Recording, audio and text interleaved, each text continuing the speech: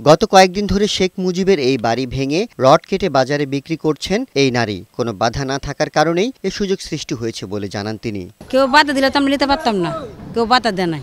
এই বাড়ি ভাঙা দেখতে বিভিন্ন প্রান্ত থেকে আজও ভিড় করেছেন উৎসুক জনতা। ৩২ নম্বরের বাড়ির এই পরিণতির জন্য শেখ হাসিনাকেই দোষারোপ করেন তারা। ৩২ নম্বরের এই পরিণতি ভবিষ্যতে শাসকদের জন্য উদাহরণ হয়ে থাকবে বলে মনে করেন উপস্থিত কেউ কেউ। শেখ হাসিনার জুলুম অত্যাচারের কারণেই এই বাড়িটা ভাঙা পড়ছে।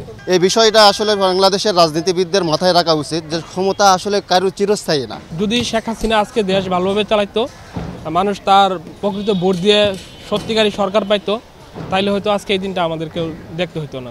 এ বাড়ি নিয়ে সৃষ্ট কৌতূহল সাধারণ মানুষের মনে যে ধোঁয়াশা সৃষ্টি করেছে তা এখনো কাটছে না। গত ১০ ফেব্রুয়ারি সিআইডি এখান থেকে হাড়গোড় উদ্ধার করার পরে কৌতূহল যেন আরো বেড়েছে। যদি শেখ হাসিনা সরকার থাকতো অবশ্যই এগুলারে আয়নাঘর হিসেবে পরিকল্পিতভাবে ওর বিরুদ্ধে যারা কথা বলবে তাদেরকে এখানে আয়না রাখ। এর আগে গত ৫ ফেব্রুয়ারি গণঅভ্যুত্থানের ৬ মাস পূর্তির দিনে শেখ হাসিনার ভাষণকে কেন্দ্র করে শেখ মুজিবের ৩২ নম্বরের বাড়ি ভেঙে ফেলে ছাত্র জনতা।